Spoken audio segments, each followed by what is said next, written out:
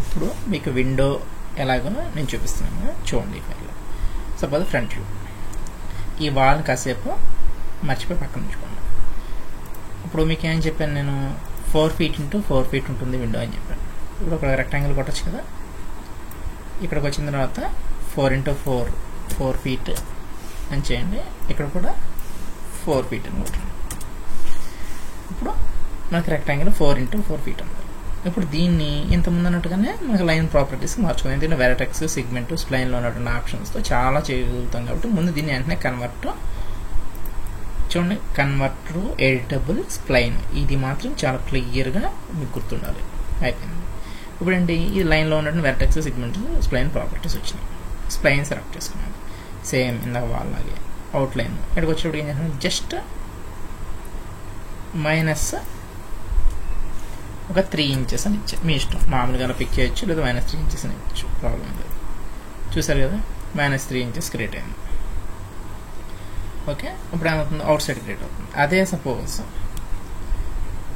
3 inches అని మామూలుగా ఇచ్చారనుకోండి, ఇన్సైడ్ క్రియేట్ అవుతుంది. ఓకే, మీరు చూసుకుని మీకు కావాల్సిన ఇప్పుడు సెగ్మెంట్ తీసుకుని దీన్ని F5 ఆల్రెడీ ఎక్స్ యాక్సెస్ యాక్టివేషన్లో ఉంది కాబట్టి ఇలా అనుకున్నాను. సో ఇప్పుడు కొంచెం దగ్గరికి వెళ్దాం.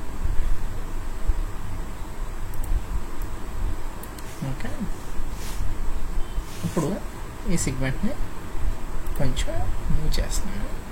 ఓకే, నెక్స్ట్ ఈ ఇంటర్నల్ అంటే ఇది కూడా ఇంకో స్ప్లైన్ కాబట్టి ఈ స్ప్లైన్ సెలెక్ట్ చేసి షిఫ్ట్ పట్టుకుని లాగేచ్చు కదా, ఇంకో కాపీ షిఫ్ట్ పట్టుకుని ఇంకో కాపీ లాగే. ఓకే, ఇప్పుడు చూడండి ఏం తయారైంది, విండో తయారైంది.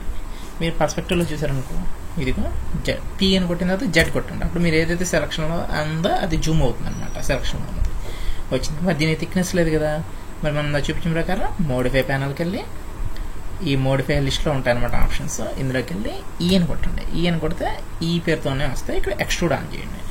మరి విండో థిక్నెస్ ఎంత ఉంటుంది, 3 inches ఉంటుంది నార్మల్గా. సో 3 inches ఇక్కడ ఎంటర్ చేస్తున్నాను. పక్కన జస్ట్ అలా పిక్ చేస్తున్నాను. 3 inches విండో వచ్చేసింది కదా. ఇప్పుడు దీనికి మనం గ్లాస్ కూడా పెట్టాలి ఫ్రంట్ వ్యూలోకి. సపోజ్ పర్స్పెక్టివ్ కొట్టండి, జూమ్. ఇప్పుడు దీని కలర్ మార్చుకోవాలనుకోండి, మీరు ఇక్కడికి వెళ్ళి మీకు కావాల్సినటువంటి కలర్ మార్చుకోవచ్చు. విండో కలర్ సపోజ్ ఇది, ఓకే. లేదంటే ఇందాక ఉన్నటువంటి కలర్ వుడ్ కలర్, మీకు కావాల్సిన కలర్ మార్చుకోండి. లేదా ఇక్కడికి వెళ్ళారనుకోండి, మీరు ఈ కలర్ ప్యాలెట్ ఉంటుంది, మీకు కావాల్సినటువంటి కలర్ ఇక్కడ మీరు ఎలా మార్చుకోవచ్చు, అలా కలుగుతారు. ఓకే, యాడ్ కలర్ చూసారు కదా, ఇది వచ్చేసింది. ఇప్పుడు దీనికి మనం గ్లాస్ పెడదాం. ఇప్పుడు రెక్టాంగిల్ తీసుకుని, మీకు ఇంతకుముందు నేను స్నాప్స్ చెప్పాను, మీరు రైట్ క్లిక్ పెట్టుకుని అక్కడికి వెళ్ళి స్నాప్స్ వస్తాయి. ఇందులో గ్రిడ్ తీసేస్తున్నాను, ఎండ్ పాయింట్ ఉంచుకుంటున్నాను.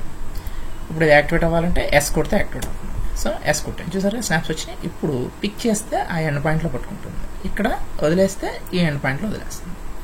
ఇప్పుడు మౌస్ వీల్ వదిలేసాను అనమాట. అంటే సో రెక్టాంగిల్ క్రియేట్ అయింది. పర్స్పెక్టివ్ కొట్టండి. ఇప్పుడు రెక్టాంగిల్ ఎక్కడ చూసారా, స్నాప్స్ ఆఫ్, ఇంకా అవసరం లేదు స్నాప్స్, కాబట్టి S మళ్ళీ నొక్కినట్టు స్నాప్స్ ఆఫ్ అయిపోతుంది.